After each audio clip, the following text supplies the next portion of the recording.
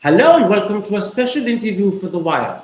With all the signs suggesting that India is over the peak and the second surge is subsiding, we today present an informed view from outside the country to give us a better perspective of where things actually stand. My guest is Professor of Immunology and Infectious Diseases at Cambridge University, Lalita Ramakrishnan. Professor Ramakrishnan, before I talk to you about how you see the next 5-6 months, let's start with the situation prevailing today. Do you agree with the view that India is over the peak and the surge is subsiding because both the daily increase in cases as well as the positivity rate are steadily declining?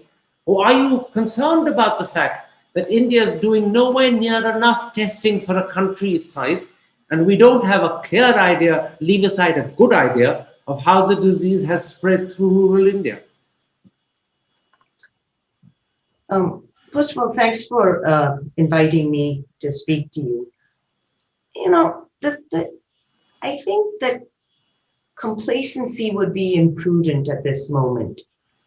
And more surveillance and testing are needed all through the country, particularly in rural areas. And we need to make sure that all demographics are being covered in the surveillance and the testing. Excess mortality is usually the best indicator of what's going on with COVID, particularly in areas where there isn't a lot of testing, comprehensive testing. And, sadly, that index, the index of mortality, is lacking in India. And this has been a problem for a long time.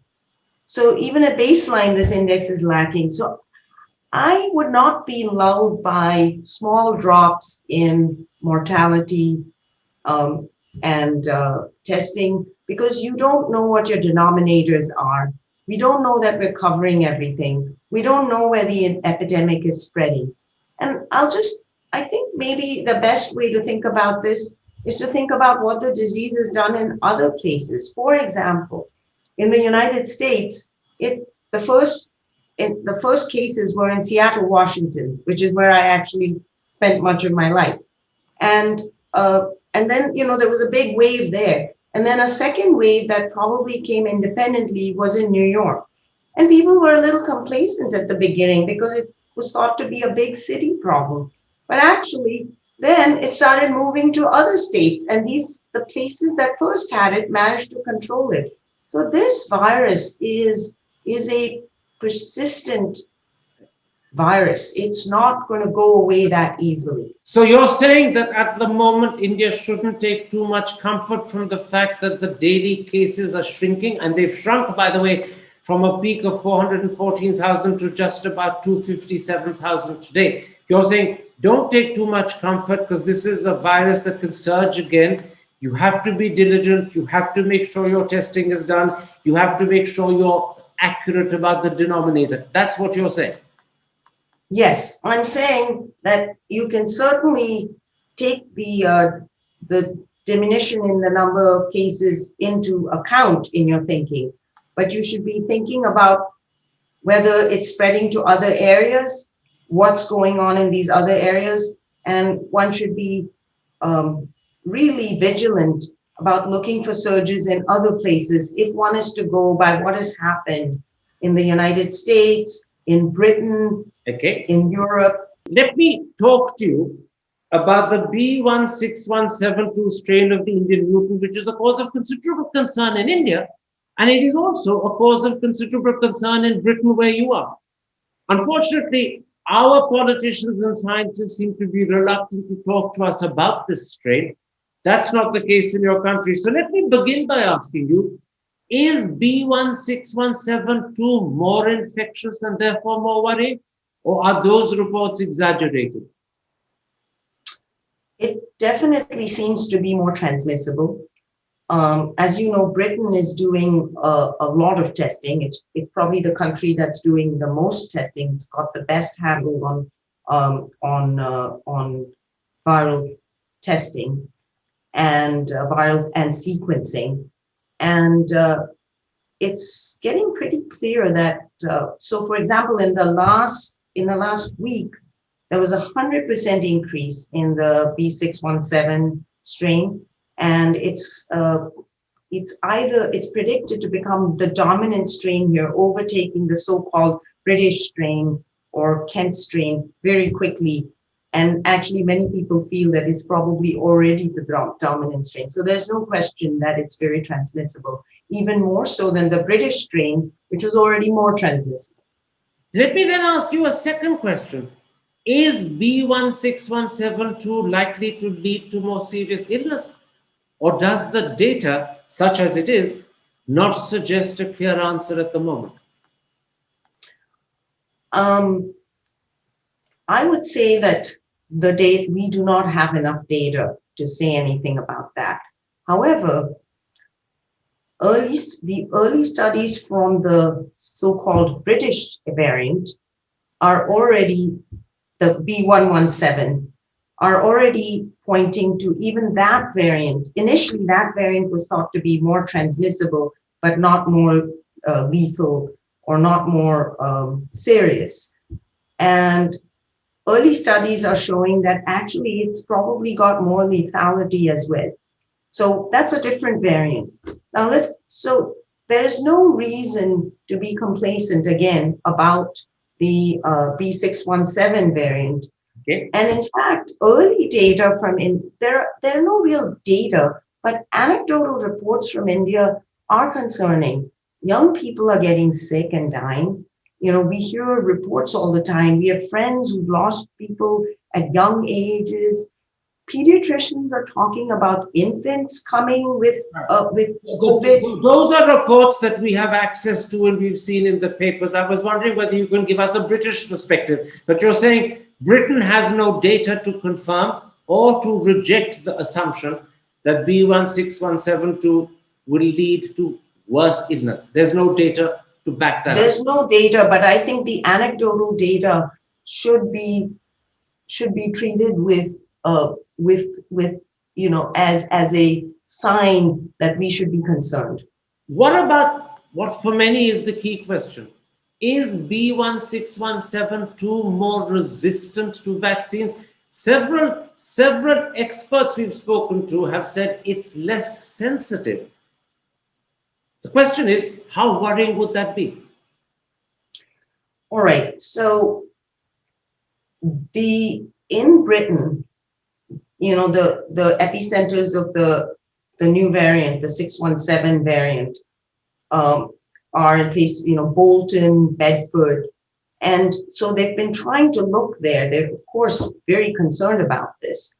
And again, there are not yet really good official reports. But what we can tell from the newspapers is that the people who've been getting sick with the virus are ones who have not been vaccinated.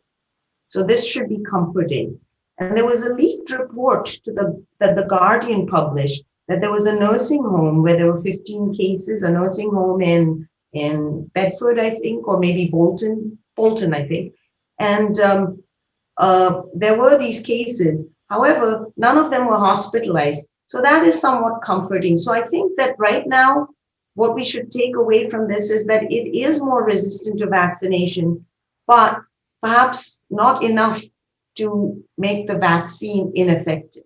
Let me at this point ask you a couple of questions, bearing in mind that you are in fact a professor of immunology and infectious disease. Yes, on Thursday, the Indian government announced a set of new guidelines to determine COVID behavior, and clearly they were announced with apprehension of B16172 in the background. Now, the first thing the government did was to remind everyone that aerosol particles can carry the infection up to 10 meters. Now, that's not new. It's been known for a good year or more. The government did not explain why it was reiterating the point at this moment, nor did it go on to say what people should do. So let me ask you, as Professor of Infectious Diseases, can one catch COVID from someone at a distance of 30 feet? And if the answer is yes, what should we do to protect ourselves? This is a very important question. And so I've been following the epidemiology of this infection right from the beginning of the pandemic. And actually, I was participated in um, a group called Delve that was convened by the Royal Society to look into various aspects of this and research it and report on it. And so we've been following the modes of transmission, and I believe that the so let's just explain this a little bit. But before we go to explanations, Mhm. there's a specific concern which I'd like you to address because it worried people when the government reiterated it in India. Can you catch the virus from someone who's 30 feet away? I'm getting to that. So, you know, you can, people are, what aerosols are these very fine particles from that come out of you that can linger in the air and, you know, float around, stay there for a long time. And so the presumption is that you can get infected, long after the person has released this aerosol, or it can float away to many, many feet away. And the other mode of transmission is much bigger particles that just can't really linger in the air and drop down. And hence this rule about the 2 meters or 6 feet. Now, your question is, can you get COVID from 30 feet away? I would say technically, yes. If you're in a closed room, really, really closed room with, these particles floating around, maybe. But I don't think that's what we should be worrying about. Okay. I think that the predominant mode of transmission of this disease is through close contact. It's people talking, yelling, chanting, breathing near each other without masks. So that's what we should be worrying about. So you're saying to the Indian audience, don't worry, don't get panicky about the fact that an aerosol at 10 meters can technically, theoretically affect you. It's extremely unlikely to happen. That's what you're saying. Yes, I am telling you just that. Okay. I think close contact is driving the epidemic, the pandemic. We know what to do about it. We should not be reinventing the wheel. We should be doing the measure. We should be taking the measures that have worked. Let me then put to you a second issue the government brought up in its guidelines that were announced on Thursday. It emphasized the need to frequently clean door handles, light switches, tables, chairs, and floors. And it even suggested that this perhaps should be done with bleach. Now, roughly a month ago, CDC in America announced there was a less than 1 in 10,000 chance of surfaces carrying infection. So, in view of what the CDC said a month ago, how do you view the government's advice? Frequently keep cleaning door handles, light switches, tables, chairs, and floors. How do you view that advice? This is a very unlikely mode of transmission.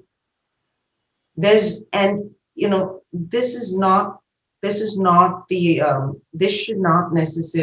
not be the thrust of the control program. And certainly, even if you were cleaning surfaces, there's no need to use bleach. Soap and water would be all that would be needed. But anyway, that should not be the focus. Particularly putting bleach or cleaning outside surfaces like bleaching roads and things doesn't do anything. The focus, once again, should be on good, high quality cloth masks. So what you're saying, and I'm interrupting you, forgive me, is that this concern expressed by the government of frequently cleaning surfaces, and the suggestion was to clean them with bleach, is unnecessary. This is a very unlikely mode of transmission. You said this should not be the thrust of the guidance. Yes, yes, exactly. Now, the third thing the government mentioned in that guidance was the need for everyone to start double masking. And it comes at a time when in America, people who've been fully vaccinated don't need to mask any longer.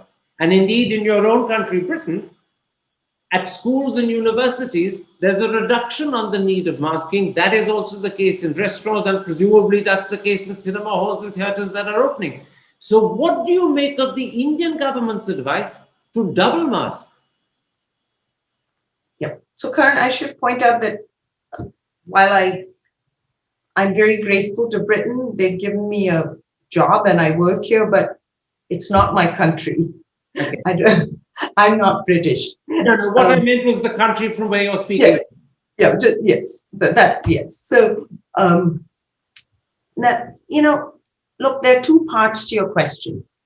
First of all, what's the guidelines, the shifting guidelines in the United States, and it are because of the vaccination program. People who are vaccinated are now, it is quite clear that they neither transmit the infection nor do they get seriously ill. They hardly ever get sick at all. And if they do get sick, it's not a serious illness. So this is how the release from masking has been decided upon for those who are vaccinated.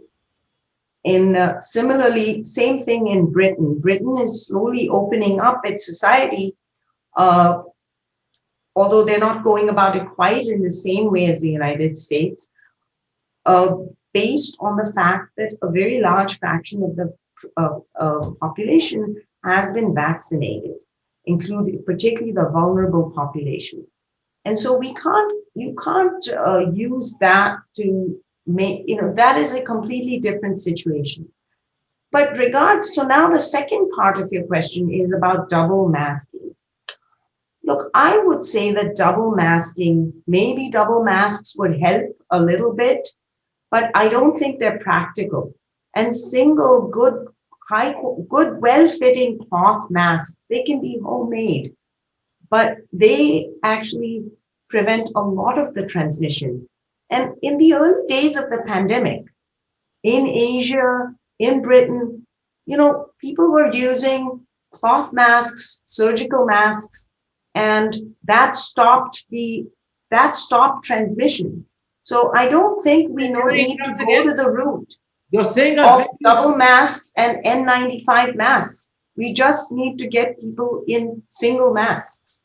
Okay, you're saying something very important. You're saying maybe double masks will help a little, but they're not practical. You believe that an N95 or a single mask is sufficient? No. I did not say that. Hang on. I don't think you need an N95. I think you just need, surgical masks or homemade cloth masks. There is no evidence that you need N95s. In the early part of this pandemic, in the hospital here, we were not using N95s except for procedures that had high levels of aerosolization. And once the masking started, there was no transmission. So you're saying something that's critical. You're saying even an N95 is not necessary. A surgical mask or a homemade cloth mask is sufficient. And I should point out, even in the face of B16172, even in the face of this variant, which is more transmissible, you're still saying there's no need for double masking, there's no need for an N95, a homemade cloth mask or a surgical mask is sufficient. So I just want to be a bit more nuanced about that. Obviously, we don't know. We know that cloth masks and surgical masks have a good amount of protection. We know that they've worked for much of the pandemic, including in the second wave in Britain, against the so-called British variant or Kent variant, which was already more transmissible. If, could it be that you would have some sort of leakage, or, would you have a slow level of transmission through the cloth masks? Sure, it's possible. But when we're talking about a public health measure, remember that the perfect is the enemy of the good. If you're going to try to get everybody in double masks, which, frankly, are very uncomfortable, it's difficult to breathe in them, it's hot, it's not a practical solution. N95s availability is low. Perhaps one could keep N95s for doctors working in coronavirus wards. You have to think pragmatically about the situation and come up with guidance that will squash the epidemic, the pandemic, without panicking people. So your main point, Professor Ramakrishnan, is that not only are double masks, and I'm quoting you, hot, uncomfortable, and difficult to breathe through, but they're impractical. And Yep. people will not do so, will not wear them, which is why you're saying, don't make the perfect the enemy of the good. It is good enough to have a proper surgical mask or a proper homemade mask. And that is the case even in the face of B16172. I think you should give it a try. Okay? I think that is the first thing to try. And I think that the thrust should be on getting people these, make masks, hand out masks. This is the way forward first. Actually, masks are readily available and being widely available and used. They're just being misused by people in the sense that instead of using it as a mask, they use it as a chin strap. But yes, masks that won't work. They're not expensive. We've come to the end of this interview. Let me ask you one last question, bearing in mind that you are a very eminent scientist.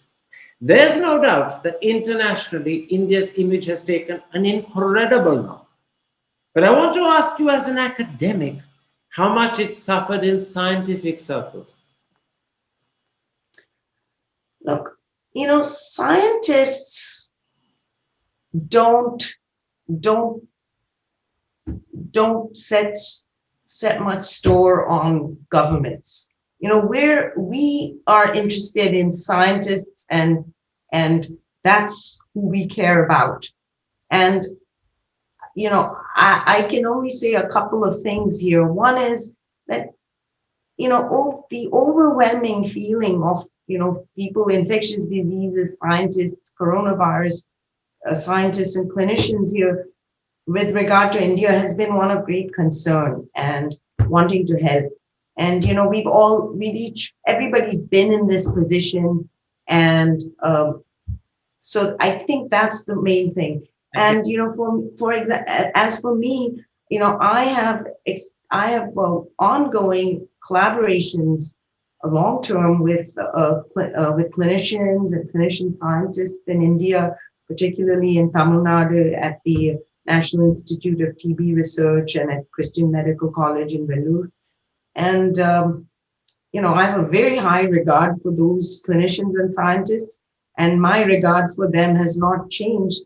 And I would suspect that many of the opinions I've shared with you today would not be that far from their own opinions. That's very good to hear.